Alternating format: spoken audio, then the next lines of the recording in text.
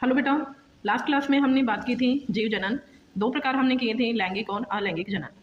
अब अलैंगिक जनन के हम बहुत सारे उदाहरण कर चुके हैं और लैंगिक जनन हम पेड़ पौधों का भी कर चुके हैं। अब है मानव के अंदर। मानव में लैंगिक जनन होता है।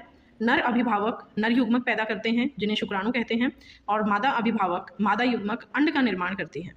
जो शुक्राणु होते हैं वृषण में बड़ी संख्या में उत्पादित होते हैं और अंडाशय 1 महीने में 1 अंडे का उत्पादन करता है।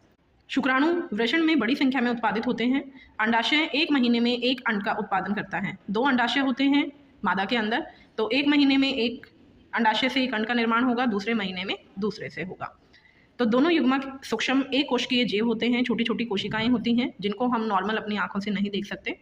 और यहाँ पर जो गुणसूत्रों की संख्या होती है शुक्राणु के अंदर और जो मादा युग्मक है उसके अंदर आधी आधी होती है। जब दोनों युग्मक जुड़ते हैं, निषेचन होता है, तब वो गुणसूत्र दोनों कंबाइन करके n+n से 2n बन जाते हैं। युवावस्था किशोरावस्था के दौरान की अवधि होती है जब शरीर के सामान्य विकास की दर धीमी होने लगती है। पुरुषों के अंदर जो युवावस्था होती है वो 11 से 13 वर्ष की आयु के बीच होती है और महिलाओं के अंदर 10 से 12 वर्ष के बीच होती है। युवावस्था के दौरान यौवन लड़कों और लड़कियों में कई शारीरिक, मानसिक, भावनात्मक और मनोवैज्ञानिक परिवर्तन होते हैं। इन्हें माध्यमिक यौन चरित्र कहा जाता है। मतलब जो भी परिवर्तन 10 से 13 साल के बीच में हम देखते हैं वो सभी युवावस्था की वजह से होते हैं। नर के अंदर क्या क्या परिवर्तन होते हैं, जैसे लड़कों में दाढ़ी, मूछ दिखाई देनी शुरू हो जाती हैं, भारीपन, आवाज़ है जो वो बहुत भारी होनी शुरू हो जाती है, प्रजनन अंग विकसित होते हैं और शुक्राणु बनने लगते हैं। मादा में जो यौनावस्था के अंदर परिवर्तन होते हैं वो जैसे स्तन का आकार बढ़ना शुरू हो जाता है, माहवारी शुरू हो जाती है, जो पीरियोडिक साइकिल है वो शुरू हो जाती है क्योंकि वहाँ अंड का निर्माण होता है। पुरुष प्रजनन प्रणाली, इसमें आप चित्र में देख सकते हैं। यहाँ जो सबसे पहला भाग होता है वृषण, वृषण के अंदर शुक्राणु बनते हैं और ये शुक्राणु शुक्र वाहिनी से आगे से यहाँ पर आकर इकट्ठे होते रहते हैं और कुछ ग्रंथियाँ होती हैं यहाँ, जैसे शुक्राशय और प्रोस्टेट ग्रंथि, जिनमें से हार्मोन निकलते हैं। फिर मूत्राशय के मार्ग से ये शुक्राणु बाहर निकल जाते हैं। पुरुषों के अंदर प्रजनन तंत्र होता है, उसमें नलिकाएं होती हैं, ग्रंथियां होती हैं। नलिकाओं में अधिवृषण और उसके बाद वास डिफरेंस, जिसे शुक्राणु वाहिनी कहा जाता है, शुक्राणु जाते हैं जहाँ से, और मूत्र मार्ग होता है। 2 प्रकार की ग्रंथियां होती हैं, शुक्राशय ग्रंथि और प्रोस्टेट ग्रंथि। नलिका और जो ग्रंथियां होती हैं इनके अलावा एक जोड़ी वृषण, एक बैग जैसी संरचना होती है, क्योंकि यहाँ पर शुक्राणुओं के उत्पादन के लिए वृषण को शरीर की तुलना में 1 से 3 डिग्री तापमान कम रखना पड़ता है। अगर तापमान शरीर जितना ही होगा तो वहाँ शुक्राणु नहीं बनेंगे। तो इसीलिए जो वृषण होती हैं उनकी संरचना बाहर की तरफ होती है। वृषण के कार्य क्या होते हैं, पहला है शुक्राणु पैदा करना और दूसरा टेस्टोस्टेरोन नामक एक हार्मोन होता है जिसकी वजह से पुरुषों के अंदर परिवर्तन आते हैं। देन शुक्रवाहिनी है, ये शुक्राणुओं को वृषण से शिशन तक ले जाती है। ग्रंथियों के कार्य, शुक्राशय और प्रोस्टेट ग्रंथियाँ होती हैं, स्राव निकलता है इनमें से जो शुक्राणु को पोषण और तरल माध्यम प्रोवाइड करता है। अब जो मूत्र मार्ग है उनका कार्य शरीर से जो वीर्य और मूत्र दोनों के लिए एक सामान्य मार्ग होता है। अब मादा जनन तंत्र के अंदर 2 अंडाशय होते हैं जहाँ से अंड का उत्पादन होता है और मादा हार्मोन यहाँ से निकलते हैं।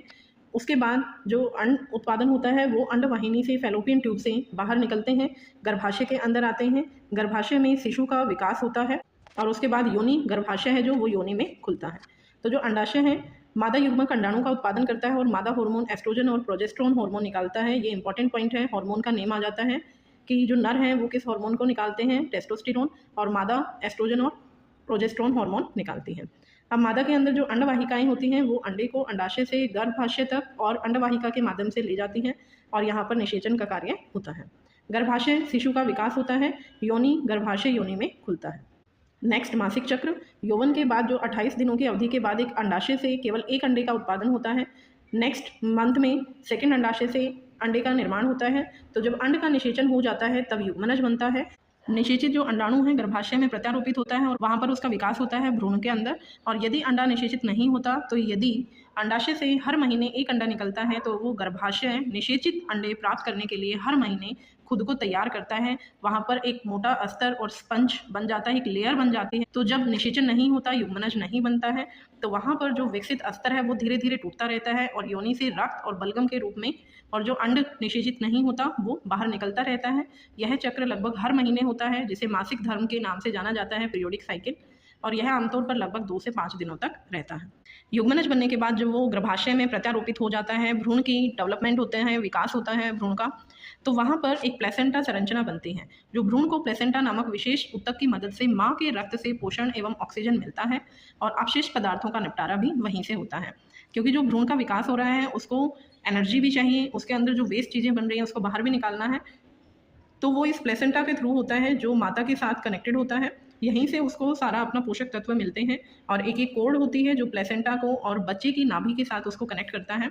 जब बच्चे का जन्म होता है तो हम देखते हैं कि बच्चे की नाभि पे एक छोटी सी ट्यूब बाहर की तरफ निकली हुई होती है जो धीरे धीरे सूख के बाहर निकल जाती है, तो वो होती है कोड, जिसको ओरनाल बोला जाता है।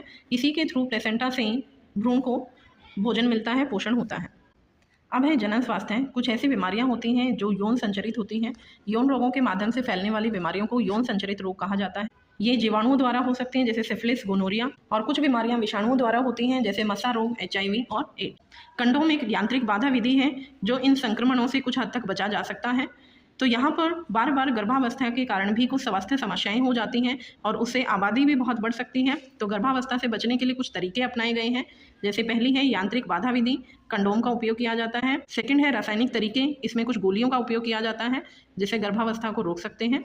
गर्भ निरोधक उपकरणों का उपयोग किया जा सकता है जैसे कॉपर टी होती है, तांबा टी।